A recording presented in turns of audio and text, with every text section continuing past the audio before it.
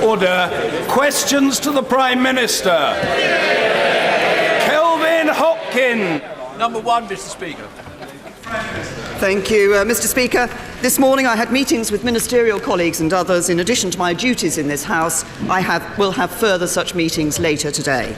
Kelvin Hopkins. Thousands of babies are born each year damaged for life by alcohol consumed in pregnancy. Patients affected by alcohol have put immense pressure on the National Health Service, and alcohol is a primary factor in domestic violence and attacks on women. Does the Prime Minister recognise the seriousness of the country's alcohol problems, the damage to lives and billions of cost to the public purse, and will she instruct her government to now address these problems effectively and as a matter of urgency?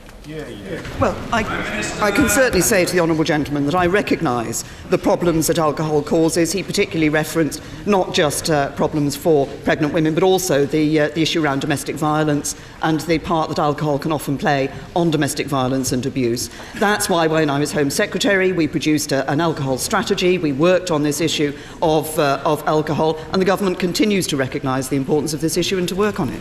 Lawrence Robertson. Thank you, Mr. Speaker. Will the Prime Minister join me in paying tribute to the NHS staff who provide us with such magnificent treatment day in and day out? But will she also agree with me that people who miss NHS appointments without cancelling them cost the NHS a great deal of money, and also take up slots which would otherwise be used by other patients? And will she consider how she might let those people know of the inconvenience they're causing to the NHS?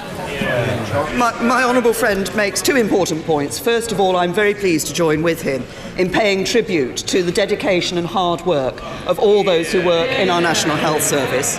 And secondly, he's right to point out that if somebody misses an appointment, that actually is a cost on the NHS. And there are many ways, a number of ways, in which this is now being dealt with, including in some hospitals actually sending out text messages reminding people of appointments, not just reminding them of the appointment, but telling them how much it costs if they miss that appointment. Jeremy Corbyn. Thank you, Mr. Speaker. Mr. Speaker, yesterday the Prime Minister snubbed Parliament and snubbed the Brexit Committee's recommendations to bring forward a white paper, whilst at the same time describing the referendum as a vote to restore our parliamentary democracy. This is about our jobs, living standards and future prosperity. Why will it not be scrutinised by this House? Well, I say to the right honourable gentleman that what I did yesterday was set out a plan for a global Britain. I set out a plan that will put the divisions of last year behind us, that will show a vision, that shows a vision for a stronger, fairer, more united, more outward-looking, prosperous, tolerant and independent, truly global Britain.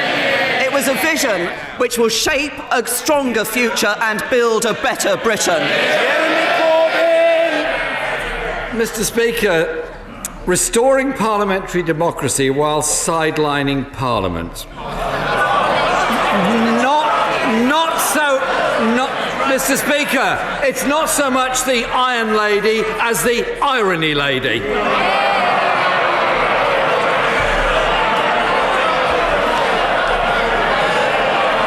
Yesterday, Mr. Speaker, the Prime Minister finally provided some detail. Can I urge her to stop her threat of a bargain basement Brexit? A low-pay tax haven on the shores of Europe. It won't necessarily damage the EU, but it would certainly damage this country, businesses, jobs and public service. She demeans herself and her office and our country's standing by making these kind of threats. What I set out yesterday was a plan for a global Britain, bringing prosperity to this country and jobs to people and spreading economic growth across the country. But actually yesterday we also learned a little more of the right honourable gentleman's thinking on this issue. What he said was the following. She has said that leave the single market, then at the same time says she wants to have access to the single market. I'm not quite sure how that's going to go down in Europe. I think we have to have a deal that ensures we have access to the market.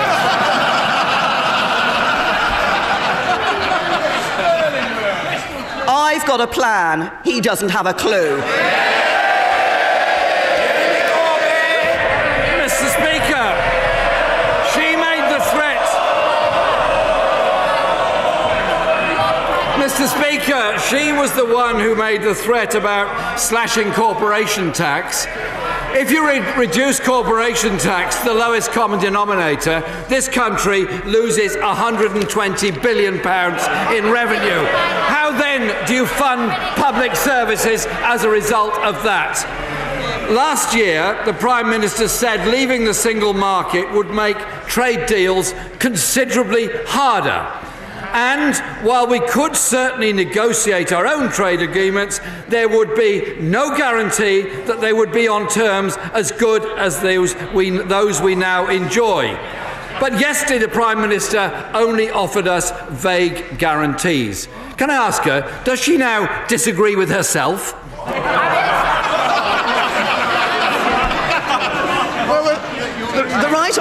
The right honourable gentleman might also have noticed that when I spoke in the Remain campaign, I said that if we voted to leave the European Union, the sky would not fall in. And look at what has happened, actually, to our economic situation since we voted to leave the European Union. But I say he talks about the future of this economy. I want us to be an outward-looking nation, trading around the world, bringing prosperity and jobs here into the United Kingdom. The one thing that would be bad for the economy is the answers that the right honourable gentleman has. He wants a cap on wages, no control on immigration, and to borrow an extra £500 billion. That wouldn't lead to prosperity. That would lead to no jobs, no wages, and no skills. Mr. Prime Minister, the Chancellor said after the referendum that to lose single market access would be catastrophic. A few days later, the Health Secretary said the first part of the plan must be clarity that we will remain in the single market. The Prime Minister said something about frictionless access to the single market and a bespoke customs union deal. Could the Prime Minister give us a little bit of certainty and clarity about this? Has she ruled out paying any kind of access fee to achieve access to what she describes as a frictionless market? I can say to the right honourable gentleman that access to the single market is exactly what I was talking about yesterday in my speech. One of the key principles, the key objectives, is that we negotiate a free trade agreement with the European Union that gives us the widest possible access for trading with and operating within the European Union. And he talks about frictionless access. Actually, this was a separate point, which is about frictionless borders in relation to the customs issue. A very important issue for us in relation to our relationship between Northern Ireland and the Republic of Ireland. And the Taoiseach and I and all parties are absolutely on the single page on this, that we want to ensure that we have the best possible arrangement that does not lead to a borders of the past for Northern Ireland. Jeremy Corbyn. The question was, Mr. Speaker, would we have to pay for access to the market or not? The Prime Minister has not given an answer on that. And yesterday she set out a wish list on immigration referring to skills shortages and high-skill migration. Does she now then disagree with the Secretary of State for Rural Affairs, who told an employers' conference, don't worry, you can still have cheap EU labour after we leave the European Union? The right honourable gentleman talks about access. Yes. The whole point is that we will negotiate a free trade agreement with the European Union that is about the best possible access for British business to operate in the European Union member states and for European businesses to operate here in the United Kingdom. It's about sitting down and negotiating the best possible deal for the United Kingdom. That's what I'm committed to, and that's what this government is going to deliver. My question was about how much we're going to have to pay to have access to the market. Still no answer. Yesterday she talked about the pressure put on public services by migration. Can I just remind her, as one of her honourable friends did earlier, that at the moment there are 55,000 EU citizens working in our National Health Service, helping to treat all of the people of this country. There are 80,000 care workers helping our mainly elderly people. There are 5,000 teachers educating our children. The real pressure on public services comes from a government that slashed billions from the social care budget, that is cutting the schools budget, that's closing A&E departments and walk-in centres and Sure Start centres. So instead of threatening to turn Britain into an offshore tax haven, let's welcome those who contribute to our public services and fund our public services properly so that we do have the fully functioning NHS that we all need and deserve. I made clear yesterday we value those who have come to the United Kingdom and contribute to our economy and our society, and there will still be people coming to the United Kingdom from the European Union when we leave the EU. The crucial issue is that it is this government that will be making decisions about our immigration system for people from the European Union. But yet again, I say to the right honourable gentleman, there is indeed a difference between us. It's very simple. When I look at the issue of Brexit, or indeed at any other issue like the National Health Service or social care, I consider the issue, I set out my plan, and I stick to it. It's called leadership. He should try it sometime.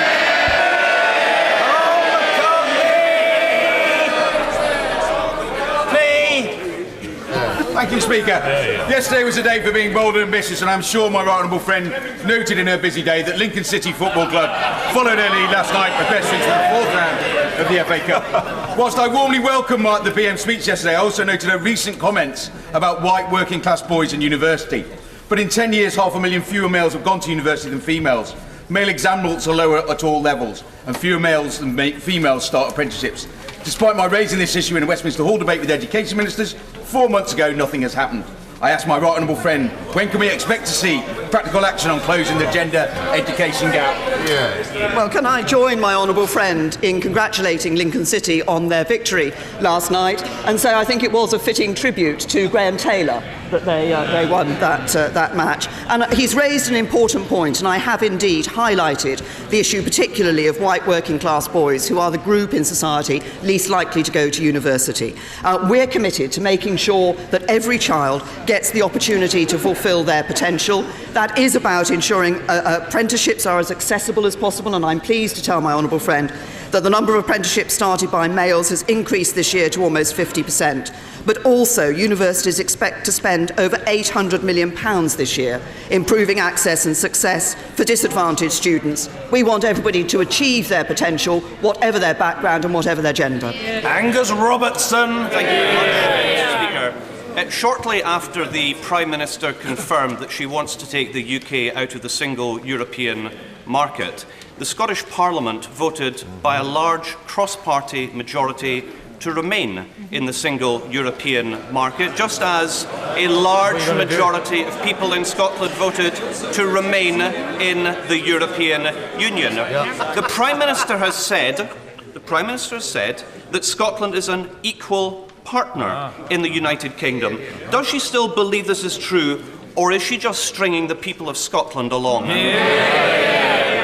I might refer the right honourable gentleman to my speech yesterday, where I reiterated my commitment to be working with the devolved administrations to ensure that their voice is heard, that their interests are taken into account as we proceed along this path of negotiating our exit from the European Union. And also, I specifically referenced the Scotland Plan. I understand the Welsh Government will be producing a plan for Wales for us to look at too. That Scotland Plan will be being considered by the JMC on European negotiations tomorrow, I believe. We will be looking at it seriously and working with the Scottish Government on the proposals they bring forward. Angus Robertson. Scotland's leading economic forecaster says, and I quote, that real wages will fall. They don't like experts. Tories jeering and cheering when the forecast for people's income is it is likely to drop by £2,000 and that 80,000, Mr. Speaker, that 80,000 people may lose their jobs in Scotland as a result of the hard Tory Brexit plan of the Prime Minister. Does the Prime Minister believe that this is a price worth paying for her Little Britain Brexit? I repeat what I said earlier. We will be working to ensure that we get the best possible deal in terms of access to the single market and continuing to cooperate in partnership with the member states of the remaining 27 member states of the European Union. But the Right Honourable Gentleman once again talks about the possibility of a negative impact on Scotland if Scotland were not part of the single market. His party is dedicated to taking Scotland out of the single market by taking it out of the United Kingdom. Richard Fuller! Mr. Speaker, this week directors of our larger companies have been told by investors to rein in senior executive pay, which is too often distorted by long-term incentive plans, which are too complex to manage and too excessive in their rewards. So will my right honourable friend look at such schemes as part of her corporate governance review? My honourable friend's raised an important issue, and I'm pleased to say that, of course, this government has already taken some action on executive pay, giving shareholders the power to veto pay policies and force companies to disclose the pay of their board directors, and introduced particular tough transparency measures for banks. But I want to build on that, and that's why we have published a green paper on how to strengthen shareholders' influence over executive pay and introduce greater transparency. And I look forward to receiving representations from my honourable friend on this issue. Kirsty Blackman. Thank you very much, Mr. Speaker. Will the Prime Minister provide a commitment today that no part of the Great Repeal Bill will be subject to English votes for English laws?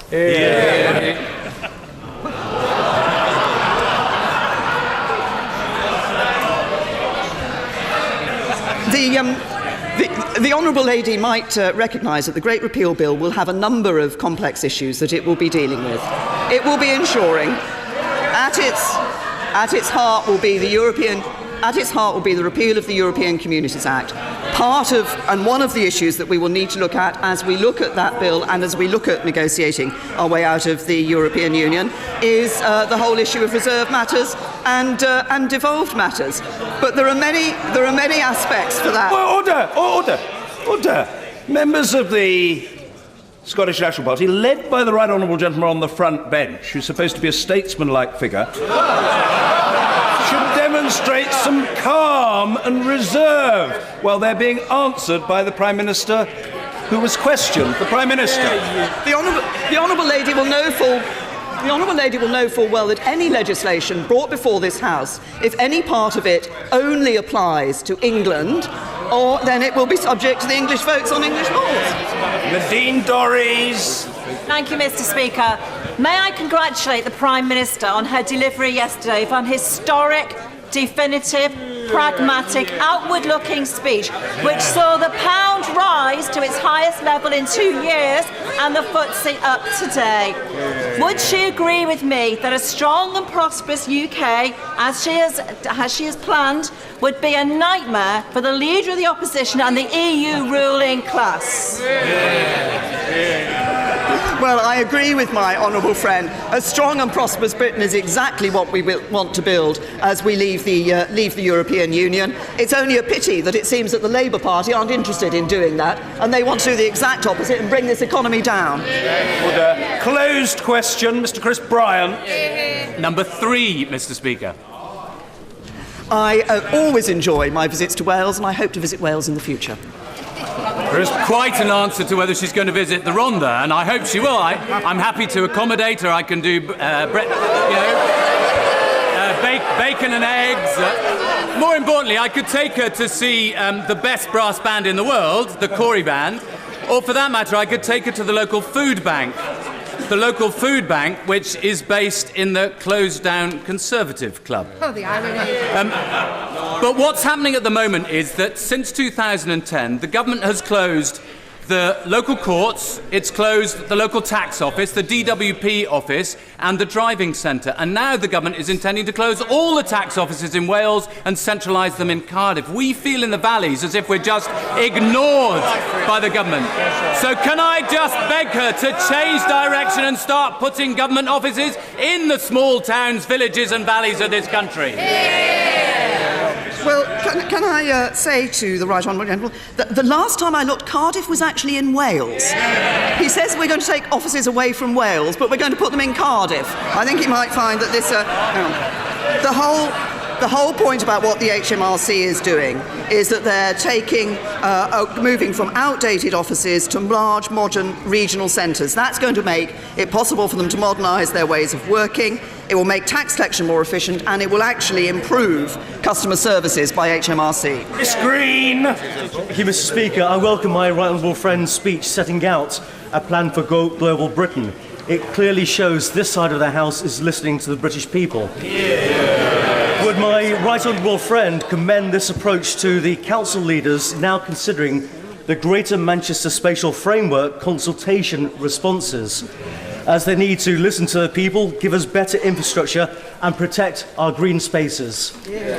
Well, I thank my honourable friend for his comments, but also for raising this issue. I understand that the consultation on this spatial framework closed earlier this week, and I understand that there's been a huge amount of interest among local people in this, and I would simply echo his comment that it is absolutely right to say that local leaders should take all representations that have been made into account. Ian Blackford.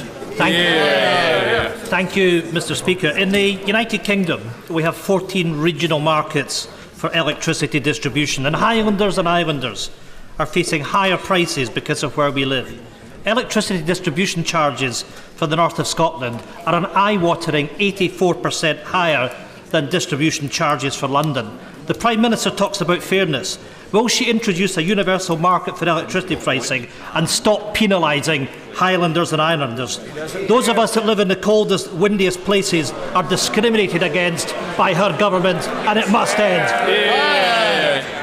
Well, the honourable gentleman draws attention to the fact that, of course, geography does have an impact on these matters. He talks about living in the coldest and windiest place. Obviously, one of the issues that's interesting to look at in relation to Scotland is the whole question of renewables and the opportunities for renewables that appear in Scotland. But I can tell him that we are looking at the impact. We're looking at making sure that energy markets in the UK are indeed working properly. Mr. Andrew Selous. Very pleased that the Prime Minister has said that she will take the necessary action on air quality to deal with the 40,000 premature deaths it causes across our country every year. As I know she believes in her government leading by example, will she make sure that all diesel cars are removed from the government car service as soon as possible? Well, my honourable friend is absolutely right in that improving air quality is a priority for this government. We're determined to cut harmful emissions. We've committed money since 2011 to supporting the take-up of low-emission vehicles. The government car service is indeed working to remove diesel vehicles from its fleet. It's so far replaced a quarter of its vehicles with petrol hybrid cars, and of course this work continues to remove those diesel vehicles. Barry Shearman. Mr. Speaker, is the Prime Minister aware that I totally agree with what she said yesterday? It's the job of people in this... Wait for it. We in this House have a real responsibility for our children and grandchildren to have a bright future. But is she aware there are dark clouds looming on the horizon in terms of intolerance, racism across Europe, and the foundering and the flux of many of our great institutions that have kept peace and prosperity since the last World War? And I speak here of the United Nations, the NATO, and indeed the European Union. Are we fit for purpose in keeping this country safe, secure in that world? Yes, well, I absolutely recognise the important issue that the right honourable gentleman has raised in this area. And it is precisely as we move out of the European Union, the United Kingdom will be more outward-looking.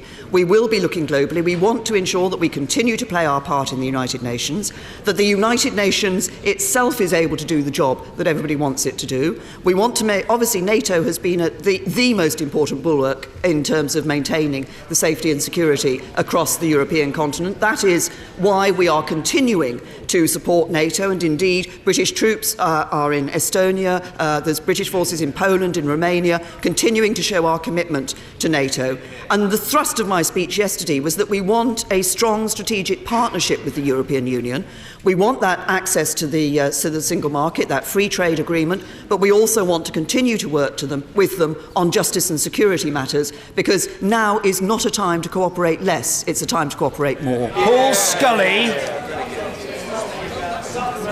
Delighted at the third round replay where Sutton United won 3-1 against Wimbledon. But what their pressing issue is, what will make them really happy, is to be able to get into work on a day-to-day basis. Does the Prime Minister share my cautious optimism that the return to talks by ASLEF and Southern can actually provide a long-lasting solution for hard-pressed commuters? Well, as a former Wimbledon councillor, I'm not sure that I quite share the enthusiasm that my honourable friend said for the defeat of AFC Wimbledon, but on the point that he raised about the train strikes, yes I do, and I hope that those sitting around the table are going to ensure that we can see an agreement reached which enables passengers to actually be able to get on with their lives, get on with their jobs, and not suffer the misery that was brought about them by the strike in the first place. On McDonough. Mr. Speaker, can I agree with the Prime Minister and disagree with the last member about the reference to last night's meeting and AFC's results? But if the Prime Minister really believes that GP surgery should be open 7 days a week, 12 hours a day, would she be my guest at a residents' meeting against Department of Health diktat, which will close the 6,000-strong Mitcham Wilson surgery? Even better, could she just tell her government to stop cuts to GP services, which force thousands to attend hard-pressed A&Es like those at St George's and St Helier? Or is she just happy to oversee the possible collapse of the NHS on her watch? Well, and I might remind the honourable lady that she and I sat on a council together where we tried to keep Wimbledon actually playing in Wimbledon, or at least in the borough of Merton, rather than moving elsewhere. On the point about GP services, GPs are part of the solution in terms of the NHS for the future. That's why we've seen more GPs coming into the NHS. There are something like more GPs there. There are 5,000 more GPs being trained and will be in place by 2020. But what we do want to ensure is that GPs are open and providing the services at times when the patients want to access them. Subri. Mr. Speaker, it was quite clear from the Prime Minister's speech yesterday that she seeks to build a Brexit consensus and to bring our country back together, and I thank her for that. To that end, and indeed to strengthen the Prime Minister's negotiating hand, before Article 50 is triggered, would she please consider at least publishing all those 12 objectives in a white paper so that we can debate them here in this place on behalf of all our constituents? Well, my honourable friend is right. I absolutely understand the point that she raised about Parliament's desire to be able to debate those objectives, which I set out very clearly in the plan that I set out yesterday. One of the objectives, one of the principles I set, was about certainty and clarity, and it continues to be the government's intention that we will provide clarity whenever it is possible, and we will ensure that at appropriate times both the public and Parliament are kept informed and are able to consider and properly scrutinise these issues. Louise Ellman. Thank you, Mr. Speaker. While dedicated and talented staff at the Royal Liverpool Hospital's Accident and Emergency Department struggle to find beds for sick people, around 135 patients are unable to be discharged solely because of government cuts to social care. When will the government recognise its responsibilities and not try to blame GPs for a problem of the government's own making? There is a pressure on social care. I've accepted that in this House. I've recognised that in this House. That's precisely why the government has recognised it and put improved funding through the Better Care Fund on the social care precept.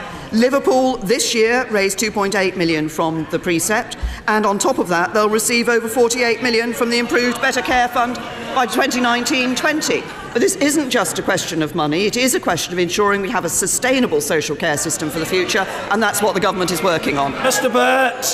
Thank you, Mr. Speaker. Could I commend my right honourable friend for her remarks yesterday, not least the constructive tone she took towards the EU and the future of the EU, in marked contrast to others that we've heard over the years from many different quarters in the UK. Would she confirm that that constructive tone will remain as the best base for getting an agreement between ourselves and the EU for mutual interest, and that the default position of no deal will remain a default position, not be persuaded into being the government's preferred option? Very good.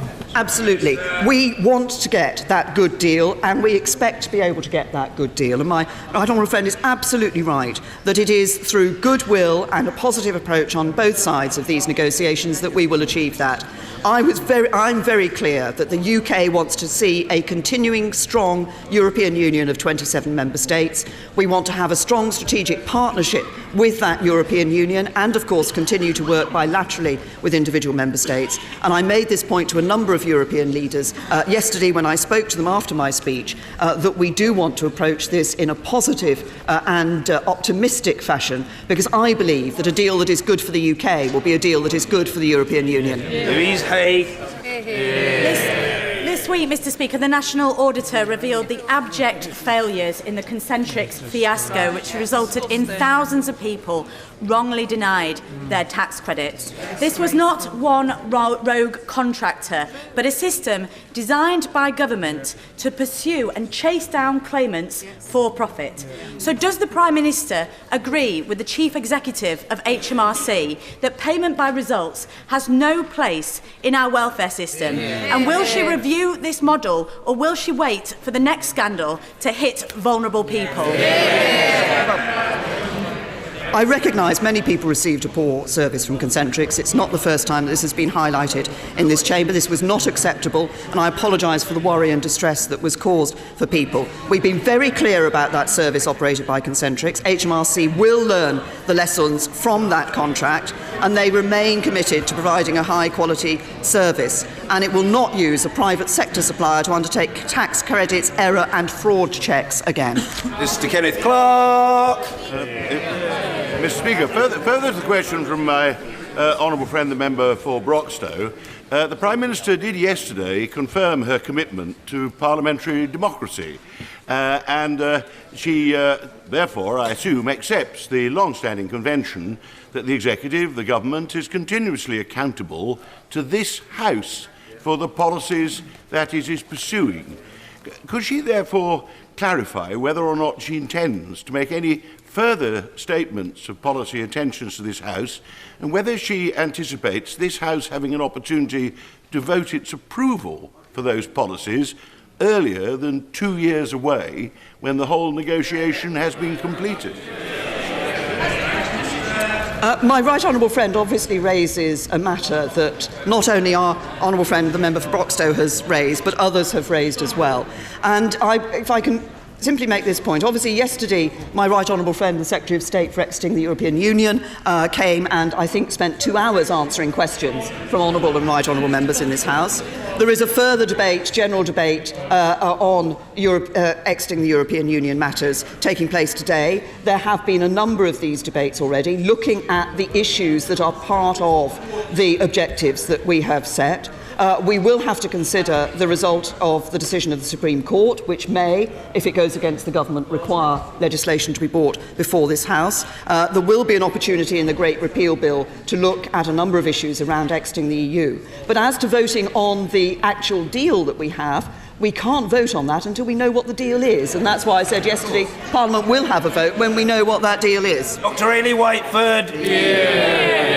Mr. Speaker, the Prime Minister's passing reference to the interests of Spanish fishermen in her speech yesterday rather let the cat out of the bag, that our fishing opportunities are already on the table as a bargaining chip before the Brexit negotiations have even started. So what exactly does the Prime Minister want to offer the Spanish fishermen? I made a very simple point yesterday, which is that this negotiation is not just about the United Kingdom. There will be others in the European Union who will be looking for ensuring that the deal we get is good for the UK and good for the European Union. But I have to say to the Honourable Lady, if she in any sense thinks that continued membership of the common fisheries policy is what we should be looking for, that is certainly not the case, and that's certainly one of the things we voted against. Thank you very much, Mr. Speaker.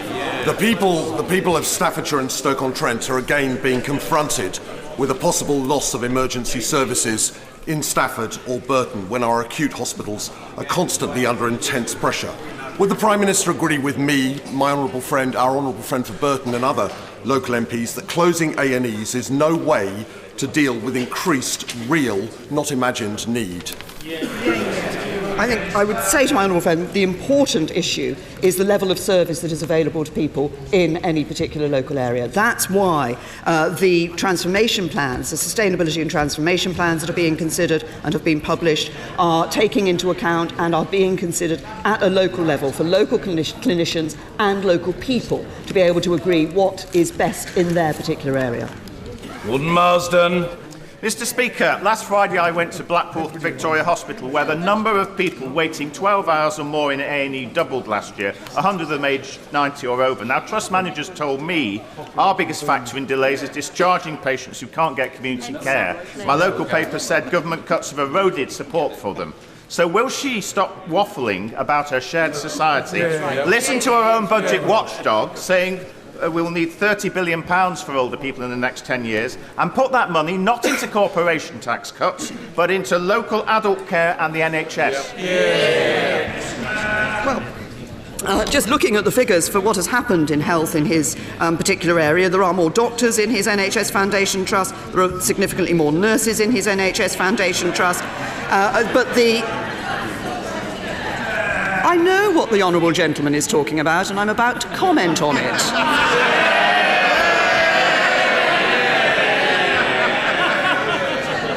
But the honourable lady who is shouting from the sedentary position might have recognised that he started off talking about the NHS, which is what I'm also commenting on. Order! I'm not having an exchange across the dispatch box or across the House at this point. Order! The Prime Minister was asked a question, and she... Order! I require no help from the honourable gentleman, which is of zilch value. The Prime Minister will answer, and she will be heard with courtesy, including by the honourable gentleman, the Prime Minister. Mr. Speaker, the honourable gentleman asked me about pressures on the National Health Service. We are seeing more doctors and more nurses in his Blackpool Teaching Hospitals NHS Foundation Trust, and health funding in the honourable gentleman's area will be £3 billion this year, and this will be rising up to with a further £450 million by 2020-21.